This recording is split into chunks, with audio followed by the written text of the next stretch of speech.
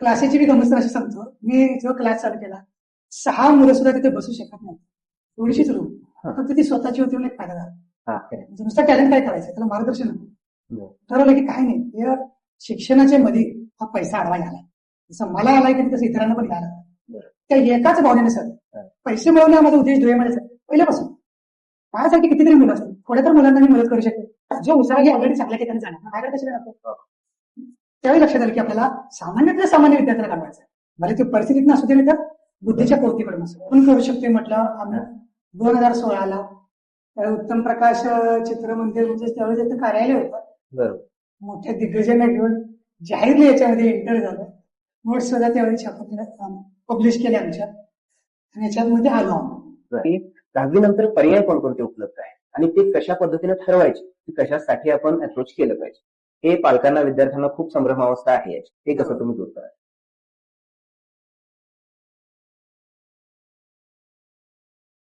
नमस्कार आदरणीय पालक, प्रिय विद्यार्थी मित्रमैत्रिणींनो, मी स्वप्नील कोले आज गोट्स ऑफ एज्युकेशन या शैक्षणिक पॉडकास्टमध्ये स्वागत करत आहे श्री महेश सोनटक्के सर यांचे, चोंडेश्वरी अकॅडमीचे संस्थापक. त्यांची माहिती देत असताना आज मला सांगताना आनंद होतोय की अतिशय हालाकीच्या परिस्थितीतून 10x10च्या खोलीमध्ये सरांचा जन्म झाला होता. सरांचे वडील यंत्रमाग कामगार होते. कुटुंबात सर्वात लहान महेश सर होते. यांच्यापेक्षा मोठी 2 भावंड होती, रवी सर आणि किरण सर. सर्व भावंडांना शिकायची जिद्द होती, पण परिस्थिती नेहमीच आडवी यायची. पण कोणत्याही परिस्थितीला न जुमानता सर्व भावंडांनी अत्यंत हालाकीमध्ये आपले सर्व शिक्षण पूर्ण केले. महेश सरांचे डीएड पूर्ण झाल्यानंतर सरांना झेडपी मध्ये शिक्षक म्हणून नेमणूक झालेली होती, पण सरांनी खूप विचारपूर्वक तो जॉब स्वीकारला नाही.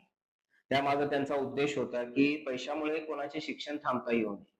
ह्या एक वैश्विक विचाराचं डोळ्यासमोर ठेवून त्यांनी एक नवीन आयुष्याची सुरुवात केली आणि त्याच्यामध्ये त्यांनी हुशार, गरजू व होतकरू विद्यार्थ्यांना अत्यंत माफक शुल्क घेऊन महेश क्लासेसची स्थापना सुमारे 2000 साली केली.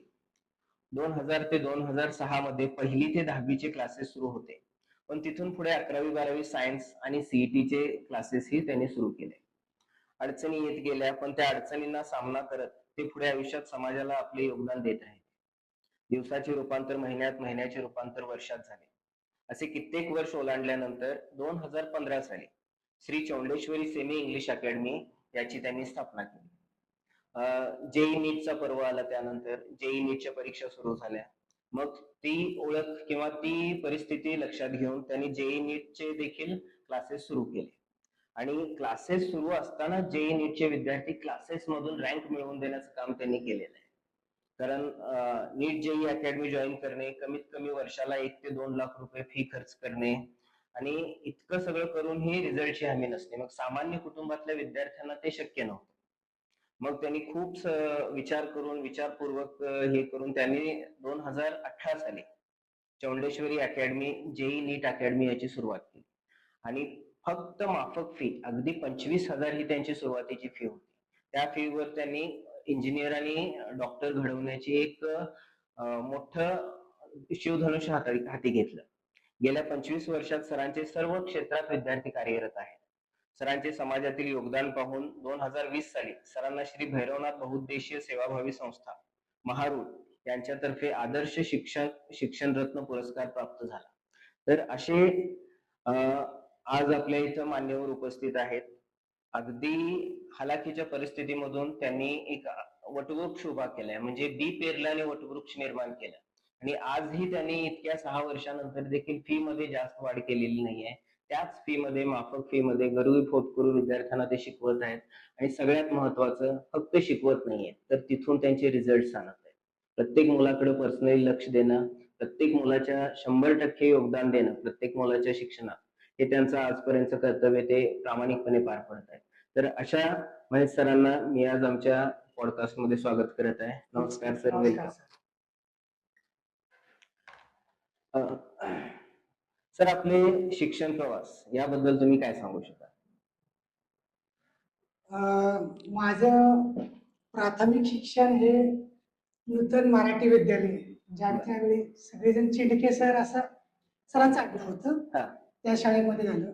सगळ्यात महत्वाचं जीवनाचं महत्वाचं काय असेल तर पाया महत्वाचा. बरोबर. त्या शाळेमध्ये माझा 1ली ते 4थी पर्यंतचा पाया इतका स्ट्रॉंग झाला की शिक्षणाची गोडी निर्माण झाली. बरोबर. 5वी ते 10वीचं माझं शिक्षण जे झालं ते फक्त शाहू स्कूलमुळे झालं. बरं. जर शाहू स्कूल नसतं तर मी सुद्धा आज इथे नसतो. कारण सांगायचं का तर त्या शाळेमध्ये सर आम्हाला वह्या भेटायच्या, पुस्तकं भेटायची, युनिफॉर्म भेटायचं, हे सगळं भेटतं म्हणून आम्ही त्या शाळेमध्ये प्रवेश घेतला. बरोबर. कारण घरची परिस्थिती इतकी काय अशी चांगली नव्हतीच. त्यामुळे आम्ही ते शाहू स्कूलमध्ये घेतलं आणि तिथे खूप छान मला शिक्षक भेटले. सगळ्यात महत्वाचं इंग्रजी, मॅथमॅटिक्स आणि सायन्सला हे 3 शिक्षक फार स्ट्रॉंग लागतात. बरोबर. त्यामुळे माझं झालं कसं की तिथं मला जी आवड पाहिजे होती ती आवड वाढत गेली माझी. आणि मग 10वीला पण माझा खूप चांगला वर्गात पहिला आला. म्हणजे 1ली ते 5वी पर्यंत माझा कायम वर्गात पहिला यायचा.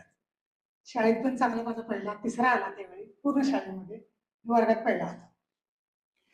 11वीला मी मेरिटनुसार त्यावेळी मेरिटवर ऍडमिशन असायचं. मला गोविंदराव कॉलेजला सायन्सला पहिल्या वर्गात ऍडमिशन मिळालं. मग जीवनामध्ये एक कोणतरी मार्गदर्शक लागतं बघा. बरोबर.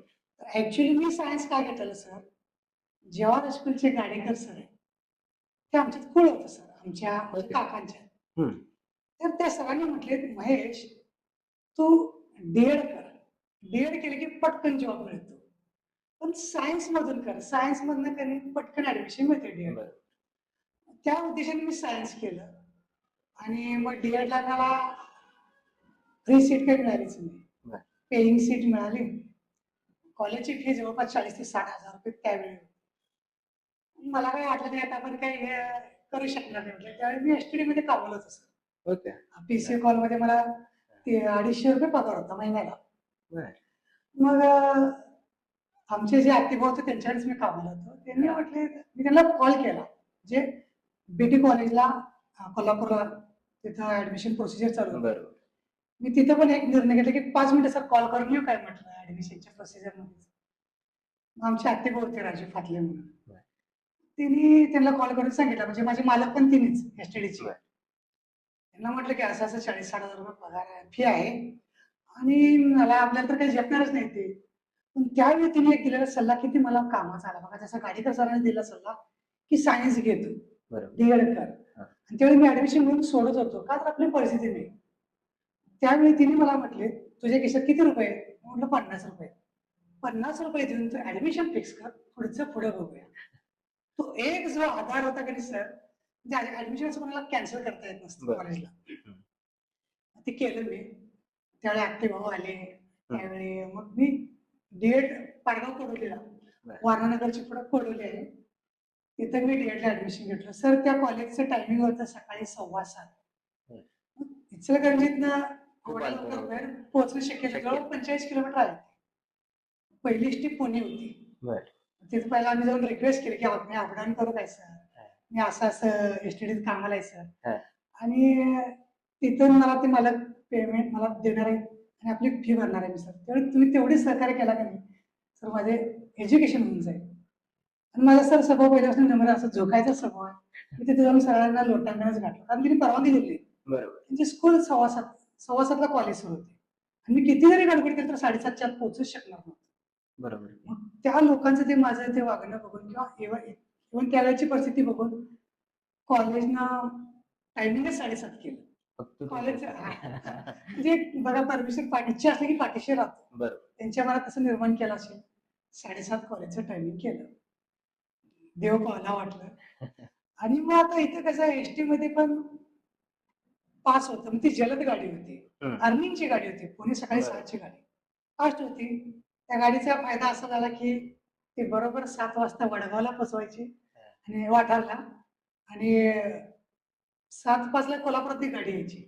ती बरोबर 7:25ला मला कोडोलीला कॉलेज होतं. तिथनं 1 किलोमीटर होतं. जिथं गाडी थांबायची तिथं आम्ही धावत परत सुटायचं. किती जर तरी 5 मिनिटं लेट पोहोचायचंच नाही, कधीतरीच लवकर पोहोचायचं. गेलं की सर चुकलं, सॉरी, उद्या नक्की नको येतो सर, सॉरी माफ करा. असं करत मी ते 2 वर्ष पूर्ण घेतलं. आणि मग त्यावेळी कॉलेजमध्ये एक्झाम झाल्या आमच्या. First year second year. First इयरला पहिला आला, सेकंड इयरला तर जिल्ह्यात पहिला आला माझा. कास्ट मधून एसबीसी मधून माझा जिल्ह्यात पहिला आला. मग मला ते हे बघता मला लगेच जॉब आले. एक झेडपीचा आला, एक MLG मधनं आला. भवानी मंडपात MLG स्कूल आहे. तिथं पण मला जॉब आला. माझे इंटरव्ह्यू वगैरे झाले. मग ठरलेलं आता जॉबला जायचं आहे. पण का त्या दिवशी मला रात्री झोपच लागली नाही. काय मला काय कळणं पण झालं होतं. पण तोपर्यंत मी इकडे क्लासेस चालू केले होते. क्लासेसमध्ये पण बऱ्यापैकी असं जम बसलेलं. पण असं वाटायला की मी जर शिक्षक, प्राथमिक शिक्षक म्हणून केलं, तर मला जे काही एक्सपांड करायचं किंवा माझं जे ज्ञान आहे ते तिथंच थांबणार आहे. लिमिटेड आहे. मला ते 4थी पर्यंत शिकवायला लागेल किंवा 7वी पर्यंत शिकवायला लागेल. पण मला जरा वरच्या वर्गावर पण शिकवायचं होतं किंवा मला काहीतरी वेगळ्या पद्धतीनं ज्ञान द्यायचं होतं. मग काय केलं मी त्यावेळी, खूप मोठे धाडसी निर्णय घेतला की जॉब मी क्विट केला. किती मोठी गोष्ट आहे. गव्हर्नमेंटचा जॉब कोणी सोडत नसते आणि काय वाटेल ते होय करण्यासाठी लोक पैसे भरून करतात. अगदी अगदी बरोबर सर. ते जॉबसाठी सगळेजण पाठलाग असते, ते ड्रीम असते प्रत्येकाला. बरोबर. ते मी सोडून दिलो. जर मला म्हटले किती मोठं धाडस होतं. धाडस नाही, मूर्खपणा म्हटले. स्वतःच्या पायावर कोराडीवर पाय मारले. बरोबर. पण मला ते कॉन्फिडन्स असते सर, कुठली गोष्ट करायला. आज जी तुम्ही गोष्ट करायचं ते कॉन्फिडन्स वर चाललंय. 100% सर. असं एक मला ते कुठेतरी कॉन्फिडन्स होता की काहीतरी आपण करणार आहे सर, काहीतरी वेगळं करायचं. त्याच्यामुळे मग ते मी ते जॉब सोडूनच दिला आणि क्लासेस चालू केलं. क्लासेसची मी गंमत सर अशी सांगतो, मी जो क्लास चालू केला 6 मुलं सुद्धा तिथे बसू शकत नव्हते. एवढीशीच रूम, फक्त ती स्वतःची होती म्हणून एक फायदा झाला. असं पावसाळ्यात गळायचं आणि विद्यार्थ्याची भांडी धरायची सर. म्हणजे जी पहिली बॅच जी ऐकत असते मला पॉडकास्ट, बरोबर, त्या पॉडकास्ट मध्ये नक्की तिने म्हणणार मी आहे. तिने नक्की काही याच्यामध्ये कमेंट टाकणार sir, I was in that batch. मग की म्हटलं हे आपल्याला लिमिटेशन आलं, पण थोडंसं वाटलंय. भाड्याची खोली घेतली. आणखीन सर सांगायचं म्हणजे असं की भाडं 400 होतं आणि मी जी फी गोळा 350 व्हायची. हे काहीतरी चुकायला वाटायला लागलं. पण कारण माझी फी प्रत्येक विद्यार्थ्याची मी 10 रुपये फी घ्यायची सर, फक्त 10 रुपये फी घ्यायची. पालकांनी चालू सर की हे सर तुम्हाला परवडणार नाही म्हटले. बरोबर, 30 रुपये तरी फी करा तुम्ही. पालकांनी सांगितले म्हणून मी 30 रुपये फी केली सर. 30ची 50 झाली, 50चे 100 झाले, त्यानंतर काही वाढवलं नाही. 10वीत आपण एकदम चांगले रिझल्ट दिले. आणि मग असं करत करत 2007 साली सर सायन्सचे क्लासेस चालू केले. सायन्स, त्याच्या पाठीमागे मी कसं सायन्स करायचं धाडस का, आमच्या मधल्या भावांच्या मिसेस आता अकॅडमीच्या पण ते प्राचार्य सौ विनया किरण सोनटक्के, त्यांचा केमिस्ट्री सब्जेक्ट होता आणि माझा मॅथमॅटिक्स होता. मग कसं होतं आपलं एक वेगळं होतं की त्यावेळी कसं होतं सर, मॅथमॅटिक्सला आमच्या ठिकाणी जायचं, बरोबर, फिजिक्सला आमच्या ठिकाणी जायचं, केमिस्ट्रीला आमच्या ठिकाणी जायचं.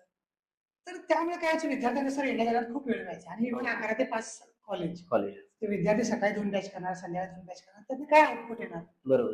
त्यावेळी पण ठरवलं वेगळं करायचं तर 4ही एका ठिकाणीच करायचं. PCMB सर एकाच ठिकाणी आपण चालू केलं, ते आपण पहिला गावात चालू केलं. बाकीचे जे सगळ्यांनी चालू केले ते पण पहिला आपण मात्र सुरुवात केली. पहिलं होल्डिंग्स पण आपणच लावलं सर. होय. आपल्या गोविंदराव कॉलेज समोर कोर्टा बाजूला त्यासमोर आपण होल्डिंग घेतलेलं. होल्डिंग लावत नव्हतं सर. ते लावण्याची एज्युकेशन मध्ये जर आम्ही सुरुवात केली आणि माहिती व्हायला लागलं की PC, मग त्यावेळी प्रयत्न काढलं झालं ते कुठलं काय सगळे मेंढर एकत्र घेऊन बसला असं. उद्देश आमचा होता की विद्यार्थ्याचा वेळ वाचवा. बरोबर. तिथनं रिझल्ट चांगले आले सर. अगदी मग आपल्या विद्यार्थ्यांना सहज वाचन मिळायला लागलं. त्यानंतर आमचं ड्रीम होतं की COEP ला मिळायला पाहिजे. COEP पर्यंत मिळत गेले, VJTI ला मिळालं, PICT ला मिळालं, अशा चांगल्या कॉलेजमध्ये मुलांना मिळालं. पण 2013 साली JEE मेन आलं सर आणि आपल्या इथं अकॅडमी सुरू करायला लागली. आय थिंक मला वाटतं एकच अकॅडमी सुरू झाली होती 2010. एकच अकॅडमी चालू झाली होती. मग आम्हाला वाटलं की आता याच्यात जाणं महत्वाचं आहे. पण अडचण काय आली सर माहिती आहे का, की अकॅडमीला आमची फी एकदम लिमिटेड सर. बरोबर. अकॅडमी चालू करायचं म्हणजे ते जे शिक्षक यायचे तर सर 1 लाख रुपये पेमेंट मागायचे सर. माझं पूर्ण वर्जन व्हायचं नाही ते जर त्यांचं बजेट काढायचं म्हटलं तर. आणि आपण अकॅडमी काय करू शकणार नाही म्हटलं. 2013 आम्ही काय केलं सर, नोट्स बनवून घेतल्या आणि विद्यार्थ्यांना सकाळी 6 ते 10 वाजेपर्यंत आणि संध्याकाळी 6 ते रात्री 9:30 पर्यंत बोलून घ्यायला लागलो. पण काय झालं, तो मुलगा 11 ते 5 कॉलेज दिवस आमच्या इकडे, त्यामुळे ते थकून जायचं, ते व्हायचं नाही.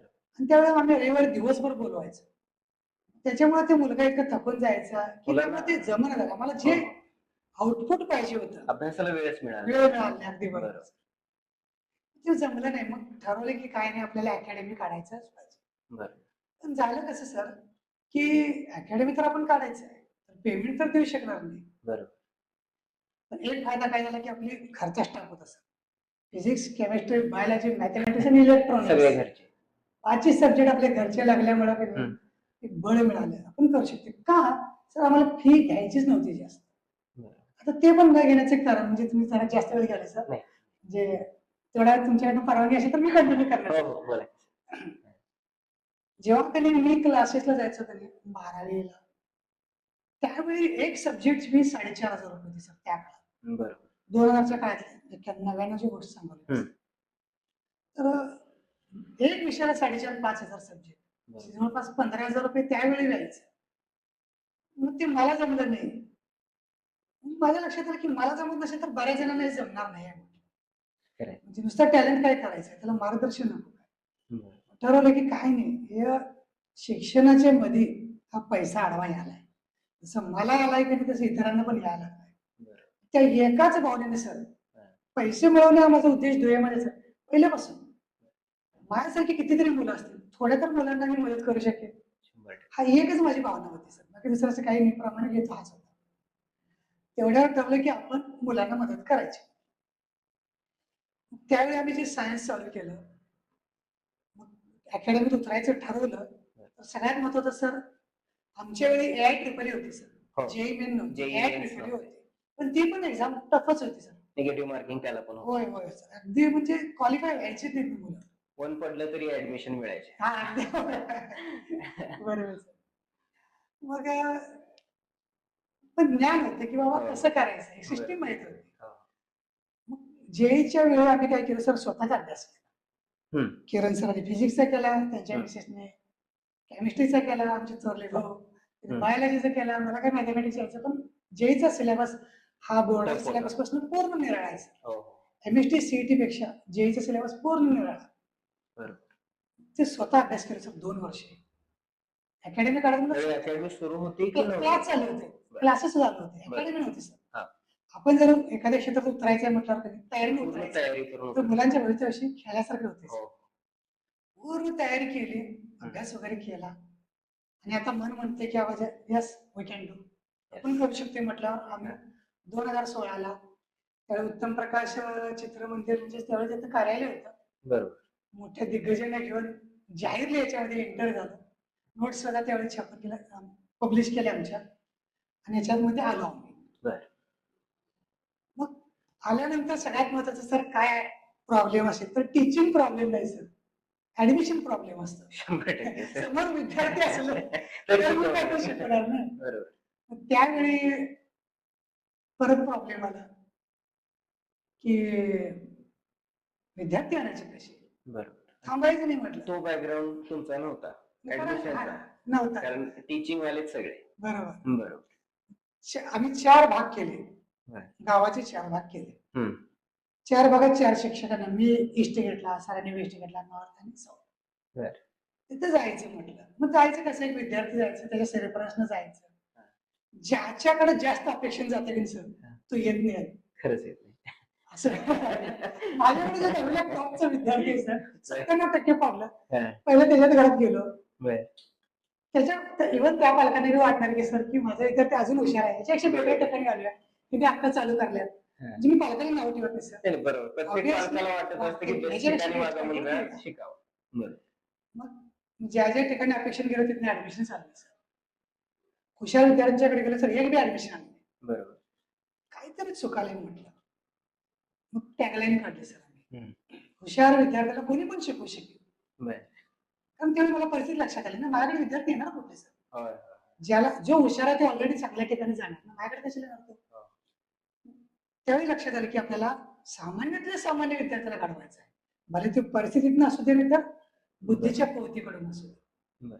तिथं मला कळालं की माझा विद्यार्थी वर्ग कोणता आहे. बरं. आणि ही खूप मोठी गोष्ट आहे. आपला वर्ग आपण समजून घेणं ही खूप मोठी गोष्ट आहे आणि ती तुम्ही योग्य वेळी केली. बरोबर सर. पहिल्या वर्षी जवळपास 28 विद्यार्थी आम्ही कसे तर गोळा केले, बॅचेस चालू केले आणि पहिल्याच वर्षी आम्ही दणदणीत रिझल्ट दिला सर. बरं. पहिल्याच ह्याच्यात जे आपले विद्यार्थी क्वालिफाय केले तर नीट पहिल्याच अटेम्प्ट. पहिल्याच नीटला पण आपलं पहिल्याच वर्षी एमबीबीएस झालं सर. पहिल्या वर्षीच आपला एमबीबीएस खूप मोठी गोष्ट आहे सर. बरं. त्यामुळे कॉन्फिडन्स वाढला सर. हो. कॉन्फिडन्स वाढला. मग त्या रिझल्ट वरती करणे आपल्याला पुढच्या वर्षी ऍडमिशन मिळाले. मग आता कसं व्हायला लागलं सर की ऍडमिशनला मीच जाणार. बरोबर. फी कलेक्शनला मीच जाणार सगळीकडे. आणि सर आमचा स्वभाव असा आहे की समोरचे एखादे विद्यार्थी पालकाला सर जरा प्रॉब्लेम आहे, ठीक आहे सर, बरोबर, असं व्हायला लागलं. ते स्वभावामुळे पण तसं होते. 2018 साली 19 साली आमच्याकडे राहुल सोटके सर म्हणून आमचे विद्यार्थी पण म्हणा, आमचे पाहुणे पण म्हणा, ते जॉईन झाले.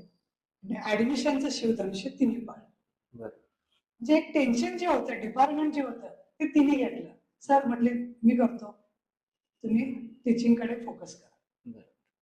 त्यामुळे जे वाढत वाढत गेलं सर, आज जवळपास आपल्या अकॅडमीमध्ये 11वीला 300-350 विद्यार्थी, 12वीला 250 विद्यार्थी आणि इव्हन आपण सर 2016 साली ऑलिम्पियाड अकॅडमी काढली सर. आता 11वी 12वीत पण सांगतो सर, मी म्हणजे ऍडमिशन घेताना 25,000 रुपये सर आपण फी घेते, इन्क्लुडिंग कॉलेज फी. म्हणजे त्या कॉलेजची फी पण मुलांची 25,000 मध्ये. होय सर. म्हणजे जे काय आहे कॉलेजची फी आम्ही एक्स्ट्रा मागत नाही सर, त्यातनच भरते. मग आता काय झालंय, थोडस अजून पण पहिल्या आपण 15 विद्यार्थ्यांना अजून पण फी वाढवली सर. आम्ही 25,000च घेतोय आणि दिवाळीच्या पाडव्या दिवशी ती ऍडमिशन होते आपली सर. दिवाळीचा जो पाडवा असतो त्यावेळी ती ऍडमिशन एका दिवसात 1.5 तासात ऍडमिशन आपली कम्प्लीट होतात. कसं खर्च वाढलाय, कसं कॉलेजला पण आपल्याला वाढवून द्यायला लागते. बरोबर. फक्त आम्ही 5,000 रुपये वाढवले. पण त्याच्यानंतर मात्र 1 रुपया आम्ही एक्स्ट्रा काही वाढवले, 30,000 चालू. त्यामध्येच पूर्ण शिक्षण तुम्ही शिकवता त्या मुलाचं त्या वर्षी, म्हणजे 11वीचं 30,000, 12वीचे 30,000 विथ कॉलेज फी. बरं. की जेणेकरून, कारण एक असा सर विद्यार्थी वर्ग आहे खूप हुशार आहे सर, तर ते परिस्थिती 1,00,000-1.5 लाख जमणार नाही सर. त्या मुलांसाठी तुम्ही हे, म्हणजे त्यांच्यासाठी हे स्वर्गच झालं सर. होय सर, तुम्ही उभं केलेलं. आणि कित्येक मुलांचे आयुष्य तुम्ही अशा पद्धतीने बदलत चालला आहात. खूप मोठं काम तुम्ही सर करताय, कारण आज शिक्षण म्हणजे बिझनेस झालेला आहे. आणि अशा अवस्थेत तुमच्यासारखी त्या पालकांसाठी, विद्यार्थ्यांसाठी दैवत बनून आलेली लोक पण आहेत समाजात. हे ऐकून नक्कीच आमच्या पालकांना, विद्यार्थ्यांना छान वाटायचं. आपल्यासारख्या जवळपास शेकडो डॉक्टर झाले सर. BMS, BHMS, BDS झाले, MBBS झाले, पण इंजिनियर मला वाटतं हजारात झाला असेल, हजारामध्ये. म्हणजे जवळपास योग्य मार्गदर्शक मिळाला तर 100% मुलं जिद्दीनं, जोमानं काम करतात. अगदी मार्गदर्शक चांगला लाभणं खूप गरजेचं असतं आणि तुमच्यासारखं मार्गदर्शक लागणं हे खूप जणांचं भाग्यच झालेलं आहे. कारण तुम्ही पैसा नंतर बघितलेला आहे, विद्यार्थी पहिला बघितलेला आहे, त्याची गुणवत्ता पहिल्या बघितली. आणि कसं आहे सर, मार्गदर्शनावर मला आठवते म्हटलं, बरोबर, ते त्याच वेळी मिळणं योग्य वेळी महत्वाचं आहे. योग्य वेळी मार्गदर्शन नाही. कारण आज मी पण बघतोय समाजामध्ये की नीटची मुलं 5-5 वर्ष रिपीट करतात. 5-5 वर्ष रिपीट करतात, त्याही वेळी ऍडमिशन मिळत नाही आणि मग काहीतरी वेगळंच करतात. जीवाचं बरं वाईट करून घेणारे विद्यार्थी खूप आहेत, किंवा असंख्य वेगळ्या विचारात त्यांचं जे बेस्ट विद्यार्थी होते त्यांचंच करिअर डिस्ट्रॉय झालेलं आपण या क्षेत्रात बघतोय. त्यामुळे योग्य मार्गदर्शन योग्य वेळी मिळालं तरच त्याचा काहीतरी फायदा होतो. आणि नक्कीच मी आता सांगेन की जे कोणी असे विद्यार्थी पालक आहेत की मुलगा हुशार आहे, विद्यार्थिनी हुशार आहे, विद्यार्थी हुशार आहे, पण आर्थिक परिस्थिती करून अडतंय, तर त्यांच्यासाठी महेश सर आहेत. 100% काही न देता शिकवलेत असं म्हटलं तरी चालेल. त्यांनी फक्त खर्चा बघतात. त्यांनी स्वतःसाठी आजकाल 1,00,000, 1.5 लाख, 2 लाख मध्ये पण शिक्षण मिळालं आणि अशा अवस्थेत 25,000 मध्ये त्यांनी 11वी आणि 12वीचं शिक्षण घेतात. त्यामुळे त्यांचं पुन्हा एकदा मी अभिनंदन करतो. खूप चांगलं काम करताय सर. तुम्ही आतापर्यंत तुमचा प्रवास सांगितला सर, पण सुरुवात झाली होती त्यावेळी शिक्षण पद्धती खूप वेगळी होती आणि आज खूप वेगळी पडलेली आहे. ह्याच्याबद्दल तुमचं काय मत आहे? आता जी शिक्षण पद्धती आली ना, ती अतिशय बेस्ट, म्हणजे मुलाला ते पुढे कामासाठी, पुढच्या जीवनात त्याला खूप महत्वाचे आहे. आता आमच्याकडे जनरली पालक येतात, बरोबर. सर त्यावेळेच्या शिक्षण आणि आताच्या खूप शिक्षणामध्ये फरक आहे. खूप फरक आहे म्हणून सांगतात. आणि बरोबर. खरंच आहे. हो हो. कारण त्यावेळी जे शिक्षण दिलं जायचं ना, ते फक्त ब्रेड अँड बटरसाठी असायचं. जे रोजीरोटीतले तेवढ्यासाठी ते शिक्षण असायचं. पण आता जे शिक्षणामध्ये आमूलाग्र बदल, आताच आपण म्हणतोय बघा, टेक्नॉलॉजी आहे, टेक्नॉलॉजीचा बरोबर. वापर वगैरे केला जातोय. तर या शिक्षण पद्धतीमध्ये खूप फरक पडलेला आहे. आणि तो चांगला आहे. हा, तो खूपच चांगला आहे आणि तो पालकांनी विद्यार्थ्यांनी पण जग केला. छोटं झालंय सर अगदी. होय टेक्नॉलॉजीच्या. सर. त्यामुळे मुलांना पूर्वी 7वीचे विद्यार्थी 7वी पास झाला की शिक्षकाची नोकरी यायची हम्म. 50-60 वर्षापूर्वी. होय. तो बदल होत होत आज कॉम्पिटिशन किती वाढलेलं आहे. होय. आणि त्या कॉम्पिटिशन साठी योग्य शिक्षण पद्धती खूप गरजेची ठरते. आता येत्या 2-2.5 महिन्यामध्ये 10वीची बोर्ड परीक्षा येऊ घातलेली. त्याबद्दल त्या मुलांना काय कानमंत्र द्याल किंवा काय मार्गदर्शन कराल? सर, हा क्वेश्चन मला खूप आवडला सर तुमचा. कारण प्रत्येक पालकांच्या घरी हा भेडसवणारा प्रश्न आहे. बरोबर. तर जनरली आपल्याकडे कसं असतंय की 10वी म्हटल्यावर त्या मुलग्यावर असं काय प्रेशर टाकलं जाते, तू 10वीला आहेस बघ, ट्युशन लावून दिले, अभ्यास करायला पाहिजे, एवढं मार्क पडले पाहिजे, मामाच्या मुलग्याला बघ एवढं पडलेलं, आत्तीच्या मुलगीला एवढं पडले, पुण्यात मामा मुशी आहे त्याला एवढं पडले. तर ते बोलून पालक सगळ्यात महत्वाचं त्या मुलग्याचं खच्चीकरण करतात. बरोबर. तुम्ही त्याच्यावरती एक्सपेक्टेशन्स लादला, मावशीचा मुलगा असं आहे म्हणजे तू असंच झालं पाहिजे, हे म्हणजे वेगळा शेवटी. प्रत्येक व्यक्ती तितक्या प्रकृती बरं. असतात. तसं करायचं नाही त्याला. त्याला सांगायचं की तुला ड्रीम काय आहे ते तुला करायचंच आहे. हे तुझ्या जीवनातलं सगळ्यात महत्वाचं वर्ष आहे. हे कसं पार पडतोच बघ. नुसतं सगळ्याच गोष्टी कळून होत नाही. जे माझ्या अध्यापन पद्धतीमध्ये सांगतो सर, रिस्ट्रिक्ट फार आहे, पण बऱ्याचशा गोष्टी अशा असतात की गोड बोलून त्या पटकन होतात. एखादा विद्यार्थी असतो, तो वांड असतोय, त्याला जर तुम्ही मारायला लागला, कवा लागला तर तो आणखीन वाढवणार. त्याची त्याला गोड बोलून सांगा, तो जीव पण द्यायला तयार होतो. आपल्यासाठी परिस्थिती आहे. सर, आमच्या अजून सुद्धा विद्यार्थी सर आहेत. आता कालच्या दसऱ्याचा जरा विषय बाहेर होतो, मला सर पूर्ण अकॅडमी लोकांना विद्यार्थी मदत करायला, मी त्याच्यासोबत लोकच होतो. म्हणजे विद्यार्थ्याच्या आणि आमच्यात किती रिलेशन चालू झालं, हे बॉन्डिंग पण फार महत्वाचं आहे. 10वीच्या विद्यार्थ्यांनी काय करायचं आहे, तर तुम्ही पहिलाच ठरवलं पाहिजे की मला काय व्हायचंय. कारण बऱ्याचशा विद्यार्थ्यांचा प्रॉब्लेम काय, मला काय करायचं हेच माहित नाही सर. टार्गेट. त्यामुळे तो काय करतो, सकाळी उठतो, क्लासला जातो, क्लासला जाऊन आला की स्कूलला जाऊन येतो, बस दप्तर फेकून देतो. मग संध्याकाळी त्याची आई ओरडते, वडील ओरडतात, काय बघा अभ्यास कर. मग त्यावेळी ते काय करतो, तेवढं ते घेतल्याने करते, पण त्याचं मन त्यात नसतं. तर मला विद्यार्थ्यांना एवढंच सांगायचंय की तुम्ही डिसाईड करा की मला काय करायचंय. मग 1 वर्षाचं ठरवा, आर्ट्स घ्यायचा, कॉमर्स घ्यायचा, डिप्लोमा घ्यायचा, सायन्स करायचा, डॉक्टर व्हायचं किंवा लॉ करायचंय, काहीतरी करायचं. मला राहू दे, एक 70% मार्क तरी पाडायचे, 80% तरी मार्क पाडायचे, पुढचं पुढं एवढं जर ठरवलं तर भास आहे.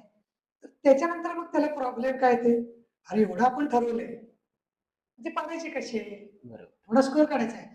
आता तर आपल्या निम्म टर्म संपल्या सर, आता कामाची चीज सांगा तुम्ही म्हणणार, तर आता 10वीच्या मुलांचे अर्धे टर्म आत्ताच येणाऱ्या विद्यार्थ्यासाठी मी एवढं सांगतो, आता तुमची एक्झाम बोर्डाची जवळपास 4-5 महिन्यात आहे. तर तुम्ही काय करा, एकदम सोपी पद्धत म्हणजे गेल्या 5 वर्षाचे सर पेपर काढायचे.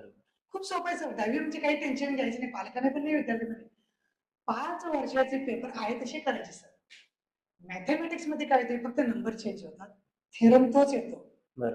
इंग्लिश मध्ये लेटरचा फक्त सब्जेक्ट चेंज होतो, बाकी तेच आहे. मम्मीचे पत्र लिहायचे टीचरांना, त्याच्याऐवजी तुमच्या कला शिक्षकांना लिहा किंवा तुमच्या प्रिन्सिपलला लिहा, किंवा एमएससीबीचा प्रॉब्लेम आला फॉर्मल मध्ये, इन्फॉर्मल मध्ये, बाकी काही चेंज होत नाही सर. पॅटर्न आहे, फॉर्मॅट सेमच असते. 5 वर्षाचे जर मी सांगतो सर, विद्यार्थ्यांनी प्रश्नपत्रिका केला की सहज त्याला 85% पडणार सर, पण तो त्यानं मेहनतीने केला पाहिजे, प्रामाणिकपणे केला पाहिजे. विद्यार्थ्यांनी एवढं सांगतो, टेन्शन अजिबात घ्यायचं नाही.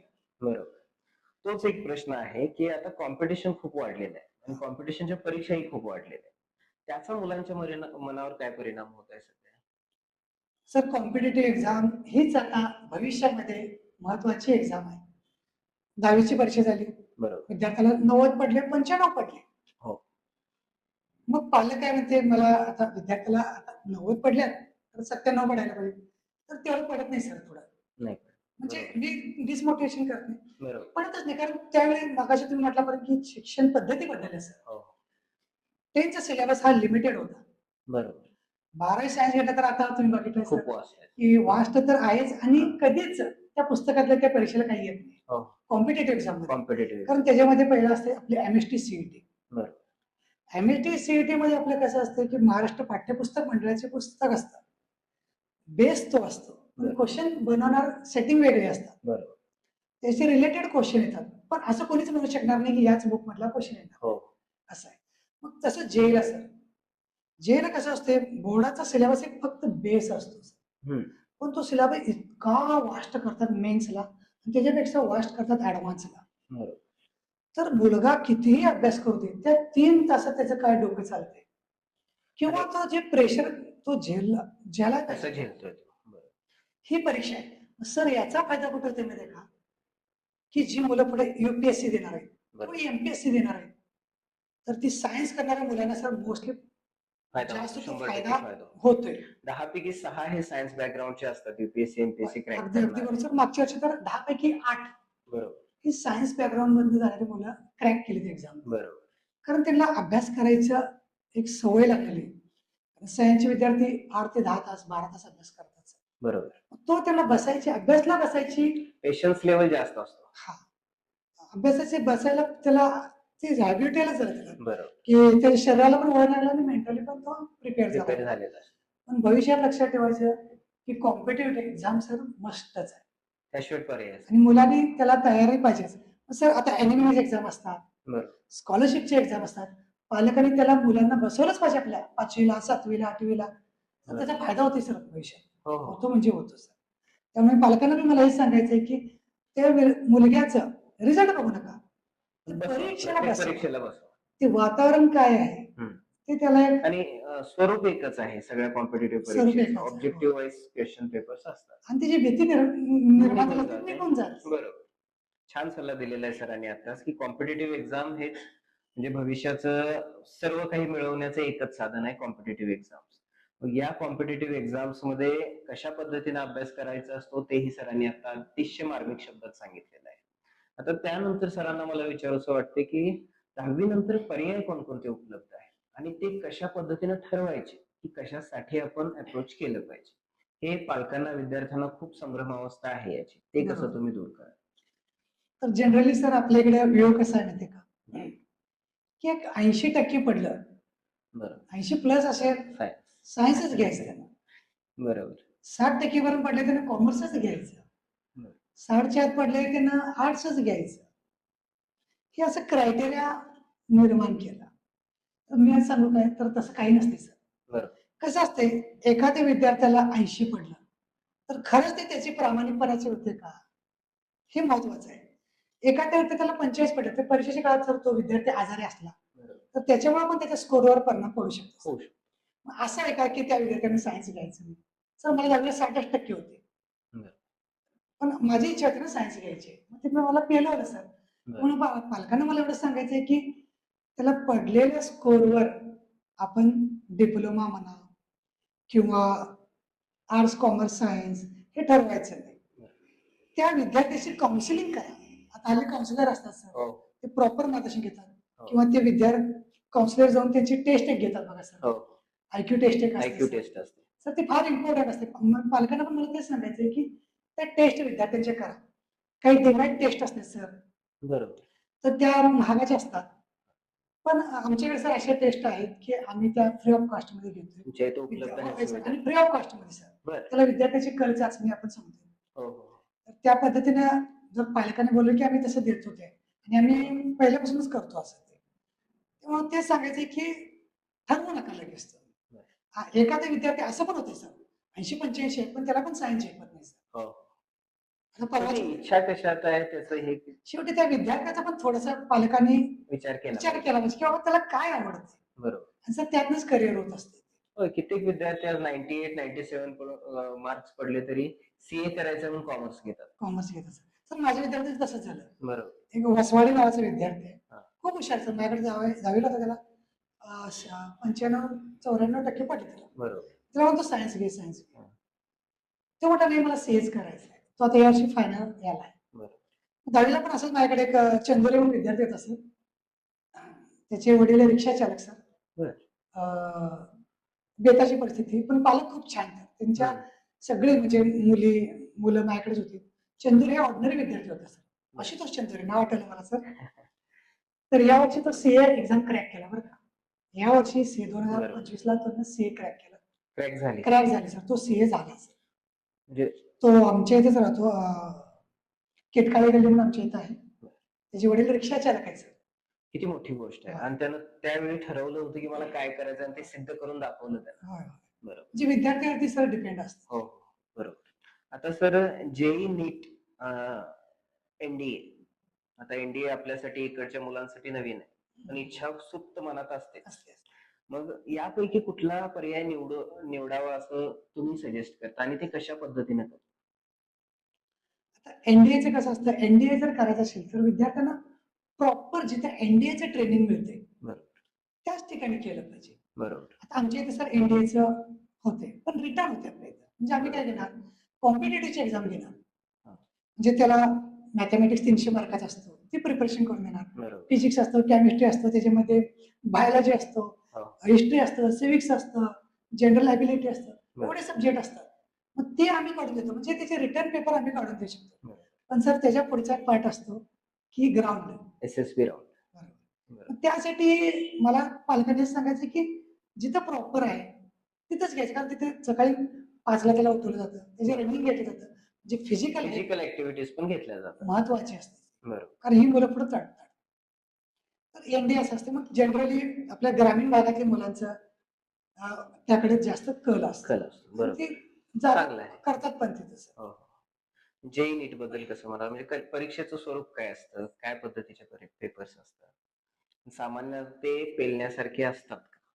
तर मला विद्यार्थ्याला बी सांगायचं आणि पालकांना बी सांगायचं आहे की आयुष्यामध्ये सगळ्यात महत्वाचं आपलं हत्यार जर काय असेल तर जेई आणि नीटची एक्झाम सर. बरोबर. कुणाची परिस्थिती किती असू दे काय महत्वाची नाही, पण या परीक्षेत तुमचा काय स्कोर आहे ते तुम्हाला पुढचं आयुष्य तुमचं डिसाईड करणार आहे. बरोबर. म्हणजे कसं सर, जनरली मी जरा जेईची माहिती सांगतो सर, की जेई मध्ये 3 सब्जेक्ट फार इम्पॉर्टंट असतात, फिजिक्स, केमिस्ट्री आणि मॅथमॅटिक्स. मग याच्यामध्ये कसं असते सर, 99% ऍटलिस्ट पडायला पाहिजे तर आपल्याला एनआयटी मिळते, टॉपची एनआयटी मिळते. मग एनआयटी त्रिची असेल, वारंगल असेल, सुरतकर असेल, तर हे टॉपचे एनआयटी आहेत. तिथे जर ऍडमिशन सीएस ब्रांच असेल तर 99 समथिंग इतका स्कोर जायला लागतो सर, ते मिळते. मग सर तिथंच काय ऍडमिशन घ्यायचं, तर तिथं मिळणारं पॅकेजेस सर, एक तर प्लेसमेंट चांगली मिळते तिथं, बरोबर, पॅकेजेस चांगले मिळतात. त्याच्या खाली असतं ट्रिपल आयटी असतं, सगळ्यात बेस्ट म्हणजे आयआयटीच असतं. पण मी जेई मध्ये मेन मध्ये पण 2 एक्झाम असतात, 2 शिफ्ट असतात, एक असते जानेवारीला, एक एप्रिलला असते. वर्षातून 2 वेळा होते त्याच मुलांची. तो एक मुलांना फायदा आहे. हे कसं असतं की फिजिक्स, केमिस्ट्री आणि मॅथमॅटिक्स प्रत्येकी 25-25 क्वेश्चन असतात. 25चे 25 अटेम्प्ट करायचे असतात, म्हणजे 75 मार्क क्वेश्चन असतात. एक क्वेश्चन 4 मार्काला असतो, 300 मार्काची एक्झाम असते ती. त्याच्यामध्ये सर कसं असतात, 20 क्वेश्चन हे ऑब्जेक्टिव्ह असतात, म्हणजे ABCD ऑप्शन असतात त्याला, बरोबर. 5 क्वेश्चनला सब्जेक्टिव्ह असतात, म्हणजे ऑप्शन नसतात त्याला. मग जो मुलगा ऍडव्हान्सचे प्रिपरेशन करतो त्याला जेईई सोपं जाते सर. जर जेईईचे प्रिपरेशन करतो त्याला सीईटी सोपी जाते, म्हणजे डिक्रीजिंग ऑर्डर मध्ये यायला लागते. आणि जो सीईटी करतो त्याला बोर्ड सोपा जातो, म्हणजे ध्येय ठेवताना पण मोठं लागतं. बरोबर. मग असं आहे का 75 क्वेश्चन सोडवले पाहिजे, तर तसं नाही सर. एक ठराविक क्वेश्चन त्याने अटेम्प्ट केला, म्हणजे मी मागाशी म्हणालो बघा युपीएससी, एमपीएससी, त्यानं क्वेश्चन काय सिलेक्ट केला सर त्या वेळात, कारण क्वेश्चन फार लेंदी असतात सर. हे क्वेश्चन सोडायला म्हटलं की 10-15 मिनिटं संपतच नाही, आणि वेळ कमी असतो, 3 तासाचा असतो. जनरली मी मुलांना सांगते की पहिला तुम्ही केमिस्ट्री घ्या, त्याच्यानंतर फिजिक्स घ्या आणि त्यानंतर मॅथमॅटिक्स घ्या. मॅथमॅटिक्सला 1.5 तास द्या म्हणते मी. पहिल्या 1.5 तासात हे 2 संपवा आणि पुढच्या 1.5 तासात मॅथमॅटिक्स, कारण मॅथमॅटिक्स सर रँक डिसाईड करणारा सब्जेक्ट आहे सर. बरोबर. जेईची किंवा सब्जेक्ट स्कोरिंग रँकची बरोबर, स्कोरिंगचे सब्जेक्ट केमिस्ट्री आणि फिजिक्स, आणि रँक डिसाईड करणारा सब्जेक्ट मॅथमॅटिक्स. जेई मध्ये सगळ्यात पहिला मॅथ्सला किती पडल्यात त्याच्यावरती तुम्हाला जेईचं ऍडमिशन होते, मग फिजिक्स कन्सिडर केलं जातं बरोबर. आणि मग केमिस्ट्री केली जाते. मग ही एक्झाम पहिल्या दिवसापर्यंत जर प्रिपरेशन केली तर सोपंच जाते मुलांना. बरोबर.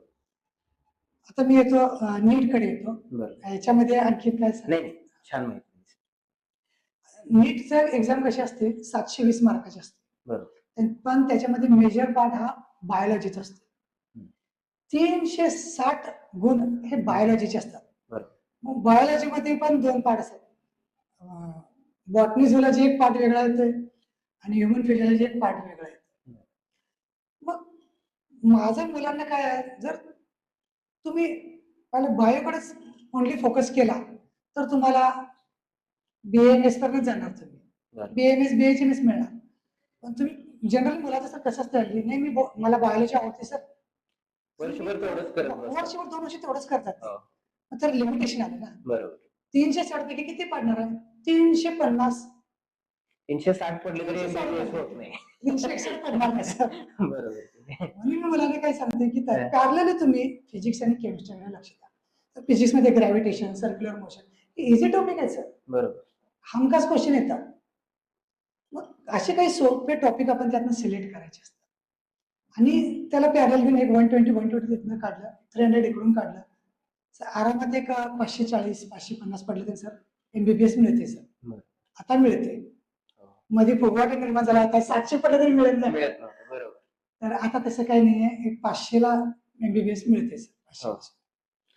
आता सर अतिशय छान पद्धतीने डिटेल केमिस्ट्रीचं एक्झामचं पॅटर्न सांगायचं राहिलं की जे 360 असतात त्याचं डिवायडेशन 90 क्वेश्चन मध्ये असतं. बरोबर. सेम पॅटर्न 9 चौक 36 एक क्वेश्चन 4 मार्काला. मग बायोलॉजीला 90 क्वेश्चन असतात, 360 ते झालं आणि 45 physics, 45 chemistry, each question for 4 marks. मग असे 360 फिजिक्स केमिस्ट्री, 360 बायोलॉजी असा पार्ट असतो. विद्यार्थ्यांना ध्येय लावायचं की दिल्ली एम्स. मला MBBS घ्यायचं आहे, पण कुठे दिल्ली एम्स मध्ये घ्यायचं आहे असं ती जिद्द. मग मी नेहमी मुलांना सांगत असते, तुमचं ड्रीम कॉलेज जे आहे त्याचा फोटोच तुमच्या रूम मध्ये लावा. बरोबर. त्या अभ्यास करायची पद्धती वगैरे आम्ही सांगत असते मुलांना वगैरे, अकॅडमी जॉईन झाली की कसं अभ्यास करायचं, त्यांना ती गोडी निर्माण होते. विषयांतर होईल. ठीक. आता सर तुम्ही इतकी छान माहिती दिलीत हे तुम्ही विद्यार्थ्यांना व्यवस्थित पद्धतीने समजावून सांगता, पण पालकांचा दृष्टिकोन पण खूप महत्वाचा ठरतो यामध्ये. कारण आजकाल काय झालेलं आहे, फी भरली की रिझल्ट येईल ही एक इच्छा प्रवृत्ती किंवा समाजात ही एक मान्यता निर्माण झालेली आहे की मी लाख रुपये भरतोय तर माझं पोरगा आता सिलेक्ट झालंच पाहिजे. पण ऍक्च्युली रियालिटी वेगळी असते. तर ते तुम्ही पालकांना काय सांगा?